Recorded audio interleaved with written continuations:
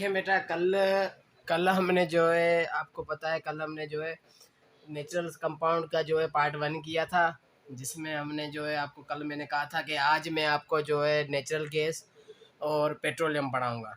सही है, तो शुरुआत करते हैं किससे? शुरुआत हम करते हैं नेचुरल गैस से। तो सबसे पहले आते हैं नेचुरल गैस क्या होती है, उस पर देखते हैं।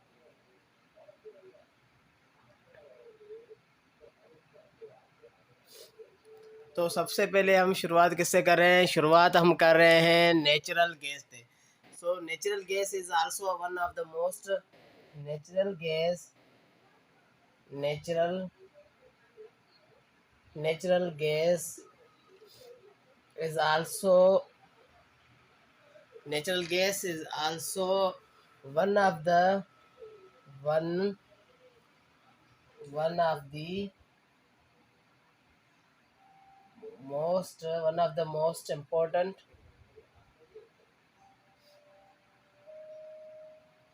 natural gas is the one of the most important source of simple organic compound. Source of simple organic compound. Source of simple organic compound.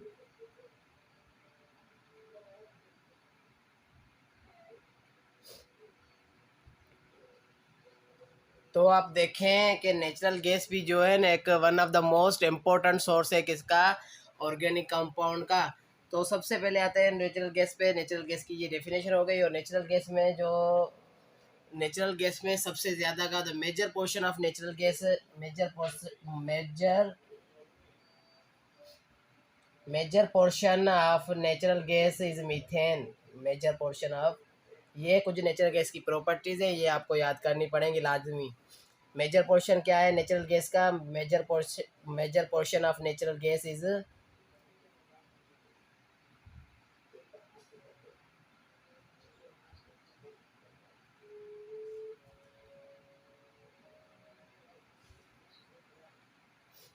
तो आपको पता है कि सबसे ज़्यादा major portion of natural gas वो क्या है? मीथेन है।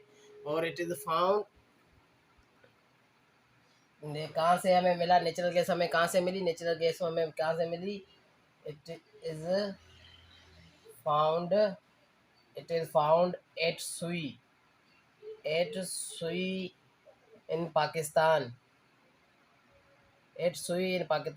पाकिस्तान के एक सूबे बलूचिस्तान में, उस वहाँ का एक इलाका है जिसका नाम है सुई से हमें जो है नेचुरल गैस मिली। और इससे हम जो है, और इसको जो इसका हमें नाम क्या दिया? And it's also known as and it also known as Sui gas. It also known as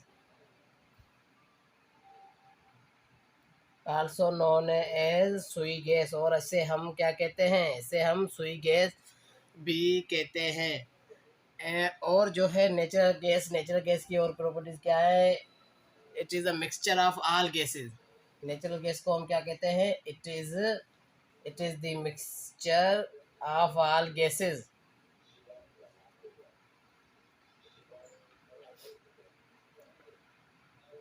natural gas क्या है? नेचुरल गैस मिक्सचर भी है। किसका मिक्सचर है? ऑल गैसेस का। तो नेचुरल गैस कंपोजिशन ऑफ सुई गैस, कंपोजिशन हम लिखेंगे सुई गैस की कंपोजिशन क्या होती है। तो ये प्रॉपर्टीज़ आपको याद करनी पड़ेंगी। प्रॉपर्टीज़ के बाद अब हम आते हैं नेचुरल गैस की कंपोजिशन पे, सुई गैस की कंपोजिशन पे, कि कंपोजिशन में उसमें कौन कौन सी गैसेस हैं। तो वो मैं आपको लिखा रहा हूँ। ये आप जो है प्रॉपर्टीज़ नोट कर लें, बिल्कुल मेन प्रॉपर्टीज़ है नेचुरल गैस की। अब जो इसकी कंपोजिशन पे आते हैं हम। देखें बेटा, अब आते हैं कंपोजिशन ऑफ सुई gas. Composition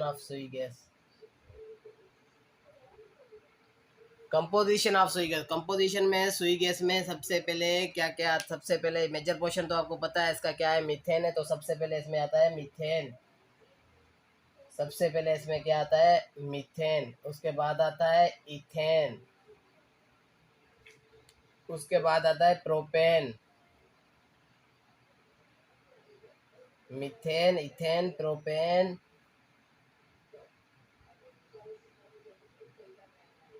butane, methane, ethane, propane, butane, ये 3 आते हैं इसमें जो है अल्केन के। उसके बाद आता है कौन आता है, उसके बाद आता है ब्यूटेन के बाद आता है नाइट्रोजन। पांचवा नंबर क्या है, पांचवा नंबर नाइट्रोजन, जो क्या है इनऑर्गेनिक है। नाइट्रोजन क्या है, इनऑर्गेनिक कंपाउंड है। उसके बाद छठा छठा नंबर कौन सा आता है, वो आता है कार्बन डाइऑक्साइड। वो क्या आता है, वो आता है कार्बन डाइऑक्साइड। तो आप देखें मीथेन का कितना परसेंटेज होता है, मीथेन का जो है 94.6% होता है, 94.6%। और किसी किसी बुक में 85% भी लिखा हुआ है, मगर आप जो गूगल करेंगे तो 85% बताता है, मगर सिंध की बुक में 94.6% लिखा हुआ है। उसके बाद आते हैं इथेन पे। इथेन का जो परसेंटेज होता है वो 1.05% होता है इथेन का। और प्रोपेन का जो परसेंटेज होता है वो होता है क्या, 0.28% जो है नेचुरल गैस में होता है। और ब्यूटेन जो है 0.17% होता है। अब आते हैं नाइट्रोजन पे, जो आपको बिल्कुल पता है क्या है, इनऑर्गेनिक कंपाउंड है। और इसमें जो है ये कितना परसेंटेज होता है, ये होता है 3.88%। ये कितने होता है, ये होता है 3.88%। और लास्ट में आता है कार्बन डाइऑक्साइड, जो होता है 0.02%। तो ये हो गई कंपोजिशन ऑफ नेचुरल गैस की। और मेन बात, प्रोपेन जो है ना, प्रोपेन और ब्यूटेन ये दोनों मिलके एक गैस बनाते हैं जिसका नाम है एलपीजी, जो गैस हम आम तौर पे यूज़ करते हैं। सही है। तो नेचुरल गैस हो गया, सुई गैस, नेचुरल गैस की कंपोजिशन भी हो गई। नेचुरल गैस की बस प्रॉपर्टीज़ आपको याद करनी है, कहाँ से मिला, किस इलाके से मिला, ये वो। और सबसे ज़्यादा जो आता है वो आता है परसेंटेज। सबसे ज़्यादा आपको ये पूछा जाता है कि नेचुरल गैस में जो है, नेचुरल गैस में मीथेन का कितना परसेंट होता है। सबसे ज़्यादा यही पूछा जाता है कि नेचुरल गैस में मीथेन का कितना परसेंटेज होता है। अब हम आते हैं पेट्रोलियम पे। नेचुरल गैस कंप्लीट हो गया, अब आते हैं पेट्रोलियम पे। सही है। अब देखें बेटा, अब हम आते हैं किस पे, अब हम आते हैं पेट्रोलियम पे। अब हम आते हैं पेट्रोलियम पे। पेट्रोलियम को लैटिन में जो है हम रॉक ऑयल कहते हैं। Petroleum means, petroleum petroleum means rock oil in Latin, in Latin. तो आपको ये पता होना चाहिए कि पेट्रोलियम को हम जो है रॉक ऑयल कहते हैं। क्या कहते हैं, रॉक ऑयल कहते हैं, लिए रॉक ऑयल कहते हैं लैटिन में। और पेट्रोलियम के पास क्या क्या होता है, पेट्रोलियम इट कंटेन, ये भी इसकी प्रॉपर्टीज है, ये भी आपको याद करनी पड़ेगी। It contain alkane, alkene, alkyne. It contain alkene, alkane, alkyne and cycloalkane and cyclo cycloalkane and some inorganic compounds, inorganic compounds। ये आपको पता होना चाहिए कि पेट्रोलियम किस चीज़ से बनता है और पेट्रोलियम में कौन सी चीज़ें होती हैं, कौन सी चीज़ें होती हैं। उसमें अल्केन होता है, अल्कीन होती है, साइक्लो अल्केन्स होते हैं, और जो है कुछ एरोमेटिक कंपाउंड्स भी होते हैं, और जो है सम इनऑर्गेनिक कंपाउंड्स भी होते हैं। और petroleum is also called crude oil. Petroleum petroleum is also called crude oil. Crude oil का मतलब है, petroleum is also called crude oil. Crude oil का मतलब है कच्चा तेल।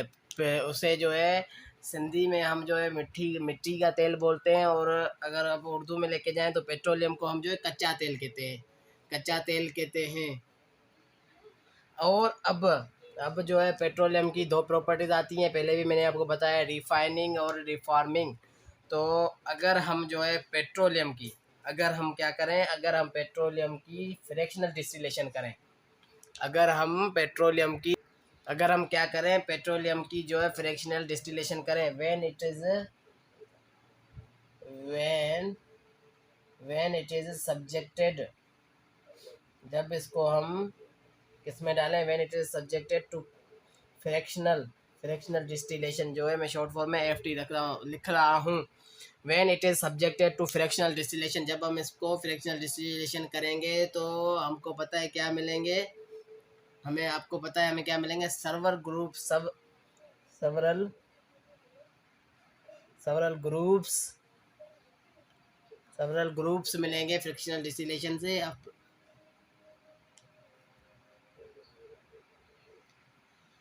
सेवरल ग्रुप के क्या मिलेंगे, हमें प्रोडक्ट मिलेंगे। सेवरल ग्रुप के हमें क्या मिलेंगे, प्रोडक्ट। अगर हम जो है इसकी फ्रैक्शनल डिस्टिलेशन करें तो इसमें से हमें जो है कुछ ग्रुप्स मिलेंगे, ग्रुप्स के प्रोडक्ट मिलेंगे। उसे हम क्या कहते हैं, दिस इज नोन एज, और उसे हम क्या कहते हैं, known as this is known as refining. और इससे ही हम क्या कहते हैं, रिफाइनिंग कहते हैं। अब हम आते हैं कि रिफाइनिंग का पेट्रोलियम क्या होता है। ये तो पेट्रोलियम की डेफिनेशन और कुछ चीज़ें हो गई पेट्रोलियम से related.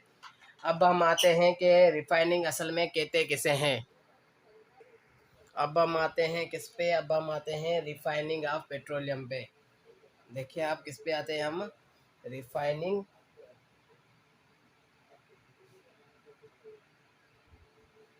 Refining refining of petroleum.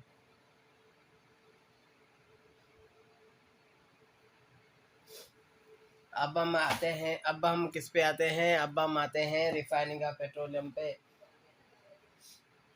जब हम क्या करते हैं, जब हम एक सपोज करें एक हम पाइप लेते हैं। अब आप सपोज करें मैं जो है एक यहाँ से एक पाइप ले रहा हूँ, और इस पाइप से हम क्या करेंगे, इस पाइप से हम सपोज करें मैं जो है यहाँ से एक पाइप ले रहा हूँ, इस पाइप से हम क्या करेंगे, इस पाइप से हम जो है किसे गुजारेंगे, इस पाइप से हम जो है गुजारेंगे वो, इस पाइप से हम जो है ना, इस पाइप से हम जो है किसे गुजारेंगे,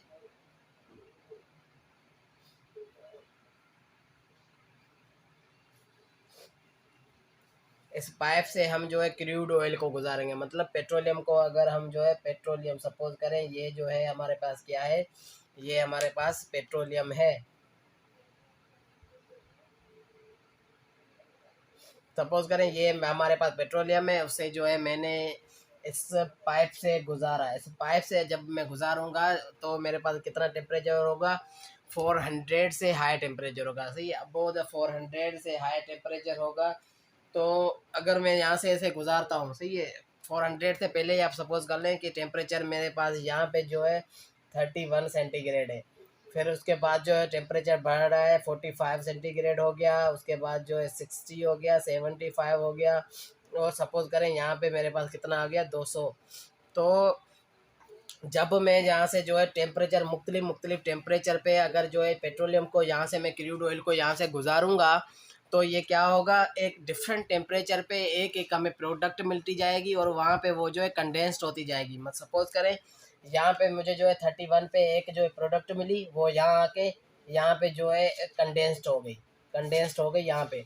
अब सपोज करें ये क्रूड ऑयल यहाँ से गुजरा, वो 45 टेम्परेचर आया, वहाँ यहाँ से मुझे एक और जो है कंपाउंड मिला, वो यहाँ पे आके फिर से कम कंडेंस्ड हो गया, हमें दूसरा ग्रुप मिल गया।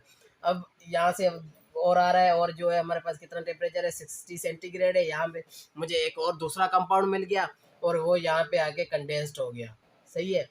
अब और मैं ऐसे नीचे गुजारूंगा, और हाई टेम्परेचर देख के मेरे पास 75 टेम्परेचर था, तो यहाँ पे आके मुझे एक और मिल गया कंपाउंड, वो भी यहाँ के कंडेंस्ड हो गया। अब ऐसे करते करते जब हम 200 पे लेके आए ना, जब हम 200 पे लेके आए तो हमारे पास तकरीबन कितने कंपाउंड थे आपको पता है, तकरीबन मोर देन 500। कितने कंपाउंड थे, more than 500, more than 500 compounds. अभी तो हम जो है 200 तक, अगर 200 तक हम जो टेम्परेचर लाए, उस 200 तक का हमें कितने कंपाउंड मिल गए, उससे उससे 200 टेम्परेचर तक का हमें जो है 200 500 कंपाउंड हमें मिल गए। कितने कंपाउंड मिल गए? 500 कंपाउंड मिल गए। 200 टेम्परेचर अभी तक पहुंचा ही नहीं था, 200 से भी पहले हमें जो है 500 क्या मिल गए? 500 कंपाउंड हमें मिल गए। इसे हम कहते हैं रिफाइनिंग ऑफ पेट्रोलियम। इसे हम क्या कहते हैं?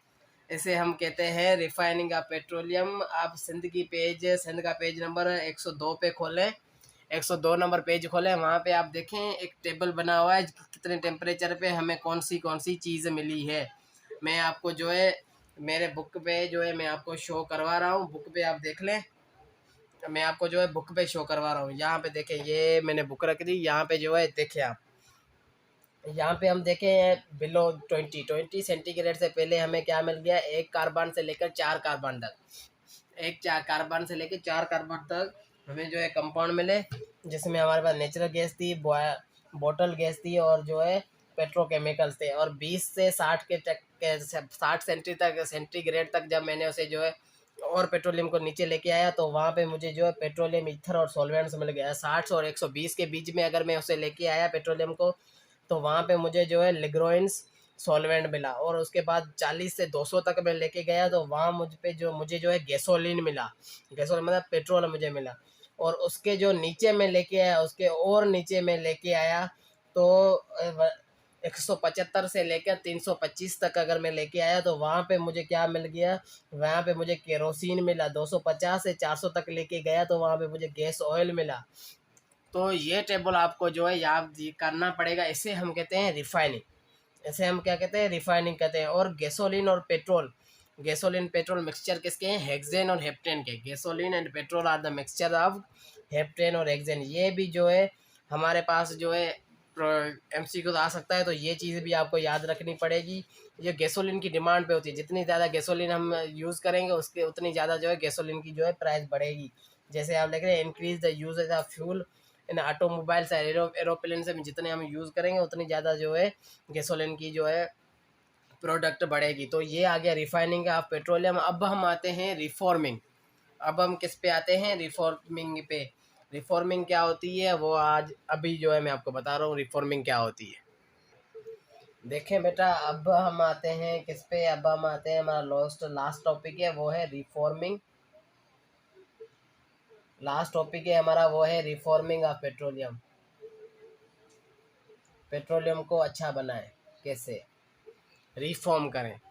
तो आप देखें रिफॉर्मिंग ऑफ पेट्रोलियम क्या होता है। अगर हम जो है अगर हमें जो है अगर हम कहीं कहीं से भी हम पेट्रोल हमारी गाड़ी में भरवाते हैं, सही है। अगर पेट्रोल मैंने भरवा लिया, उसके बाद अगर पेट्रोल में कोई मिट्टी है या कुछ भी है पेट्रोल में, तो उसकी वजह से क्या होता है? मेरे इंजन में मसला हो जाता है। इंजन गाड़ी की आप इंजन में देखें मसला हो जाता है, वहाँ पे जो है एक शोर शुरू हो जाता है, आवाज़ आ जाती है, जिसे हम क्या कहते हैं? जिसे हम कहते हैं नोकिंग। जिसे हम क्या कहते हैं? नोकिंग। तो अगर हम जो एक ऐसा हम पेट्रोल भरवाते हैं जिसकी वजह से हमारी गाड़ी में जो है वो मसला हो जाता है, वो उसे हम कहते हैं नोकिंग। तो उसे हम सेट कैसे करें, और इस चीज़ को नोकिंग को हम कैसे सेट करें? और नोकिंग को हम कहते हैं कि हमारे ऑक्टेन नोकिंग का मसला क्या होता है? वो होता है लो ऑक्टेन नंबर। लो ऑक्टेन नंबर लो ऑक्टेन नंबर क्या होता है? अगर हमें जो है एक अच्छा पेट्रोल चाहिए तो उसका ऑक्टेन नंबर बिल्कुल अच्छा होना चाहिए, वो 100 होना चाहिए, कम नहीं होना चाहिए। तो लो ऑक्टेन नंबर की वजह से क्या होता है? नोकिंग शुरू हो जाती है। जो हमें जो है पेट्रोल जो पहले हमें जो ख़राब मिलता है, उसकी वजह से हमारी गाड़ी की इंजन में जो है नोकिंग शुरू हो जाती है। और वो किसकी वजह से होती है? वो होती है लो ऑक्टेन नंबर की वजह से। जो पेट्रोल जो होता है वो उसमें कुछ चीज़ें मिक्स होती हैं उसी वजह से। तो अब आगे देखते हैं कि हम उसे नोकिंग को कैसे ख़त्म करें, रिफॉर्म कैसे करें पेट्रोलियम को। ये पेट्रोल तो हमारे गाड़ी में डर गया है, अब ऐसे कैसे हम रिफॉर्म करें, तो उस पे हम आते हैं। तो हम जो है कैसे जो है नोकिंग ख़त्म कर सकते हैं? तो हमें जो है इंक्रीज़ करना पड़ेगा octane number. The increase of octane number, increase octane number. इसके लिए हमें क्या करना पड़ेगा? ऑक्टेन नंबर जो है इंक्रीज़ करना पड़ेगा, इंक्रीज़ ऑक्टेन नंबर। और इससे हम क्या कहते हैं? Increase of octane number is called reforming. इसे हम जो है रिफॉर्मिंग इसे ही हम जो है रिफॉर्मिंग करते हैं। ये जो प्रोसेस है ये बिल्कुल प्रोसेस जो है सिमिलर होता है क्रैकिंग से। किसके सिमिलर होता है क्रैकिंग, मैंने आपको नहीं पढ़ाई, जो है इंशाल्लाह सुबह लेक्चर में हम जो है क्रैकिंग भी शुरू कर लेंगे। ये जो है सिमिलर होता है, ये क्या होता है, ये सिमिलर होता है to cracking, it is similar to cracking. ये क्रैकिंग से बिल्कुल जो है क्रैकिंग से सिमिलर होता है, क्योंकि इसमें जो है हम, इसमें हम क्या करते हैं, एक ब्रांच चैनल एन को क्या करते हैं, इसमें हम स्ट्रेट चेन अल्केन को कन्वर्ट करते हैं। क्या करते हैं इसमें हम,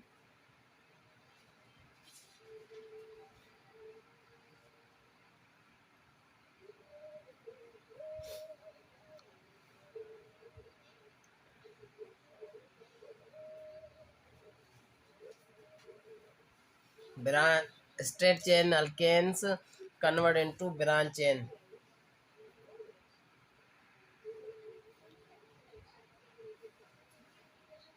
ये जो सिमिलर होता है उसमें क्रैकिंग में आपको पता है, क्रैकिंग में आपको बताऊं उसमें क्या करते हैं, हम लॉन्ग कंपाउंड को एक छोटे छोटे कंपाउंड्स में तोड़ देते हैं, उसे क्रैकिंग क्रैकिंग कहते हैं। इसमें भी जो है ज़रा सिमिलर ये है कि स्ट्रेन चेन को हम जो है ब्रांच में बनाते हैं, स्ट्रेन चेन को बनाते हैं ब्रांच में। उसकी वजह से जो हमारे पास क्या होता है, स्ट्रेन चेन को हम क्या करते हैं उसके लिए, और ये ऐसे ऐसे करने के ऐसे करेंगे ना, अगर स्ट्रेट चेन को हम जो है कन्वर्ट करेंगे ब्रांच चेन में, तो अगर यहाँ पे जो है एन ऑक्टेन नंबर होंगे ना, एन ऑक्टेन नंबर होंगे, तो यहाँ पे जो है 100 ऑक्टेन नंबर आ जाएंगे। तो यहाँ पे कितने आ जाएंगे, यहाँ पे जो है, तो यहाँ पे आप देखें यहाँ पे कितने 100 जो है ऑक्टेन नंबर आ जाएंगे। तो ऐसे करने से हमारा जो है ऑक्टेन नंबर बढ़ता है। और हमें जो है नोकिंग कम कम करने के लिए हमें जो है एक दूसरा भी तरीका करते हैं, वो हम क्या करते हैं, एंटी नोकिंग, एक एंटी नोकिंग कंपाउंड होता है जिसे हम tetra ethyl lead, tetra ethyl lead कहते हैं। अब उस पे आते हैं, तो हम क्या करते हैं, हम जो है एक एंटी नोकिंग कंपाउंड लगाते हैं। क्या करते हैं, एक एंटी नोकिंग कंपाउंड जो है लगाते हैं, जिसकी वजह से क्या होता है, जिसकी वजह से क्या होता है, इसके जो है दो फायदे हैं। एक जो है इसका ऑक्टेन नंबर इंक्रीज हो जाता है, ऑक्टेन नंबर, ऑक्टेन नंबर क्या होता है, एक ऑक्टेन नंबर इंक्रीज होता जाता है। दूसरा क्या होता है, जो नोकिंग होती है वो डिक्रीज हो जाती है,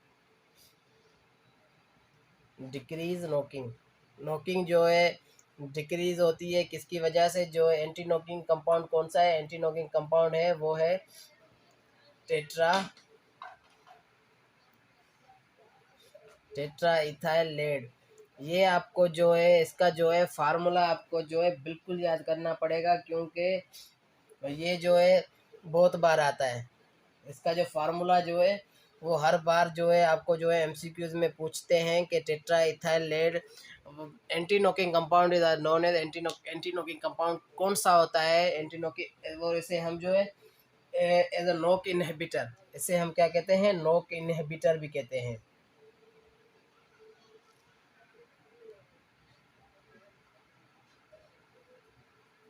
इसे जो है हम नॉक इनहिबिटर भी कहते हैं। तो टेट्राइथाइलेट, टेट्राइथाइलेट क्या करता है, इसे हम नॉक इनहिबिटर भी कहते हैं। ये जो है आपको जो है इसका जो है फॉर्मूला बिल्कुल याद करना है, क्योंकि ये जो फार्मूला है ये बिल्कुल आता है। ये फार्मूला हर बार पूछा जाता है कि क्या है टेट्राइथाइलेट का फार्मूला, क्या है एंटी नॉकिंग इनहिबिटर, क्या है एंटी नॉकिंग कंपाउंड कौन सा होता है जिसकी वजह से हमें जो है ऑक्टेन नंबर इंक्रीज हो जाते हैं और डिक्रीज नॉकिंग होती है। तो ऐसे ऐसे प्रॉब्लम आते हैं।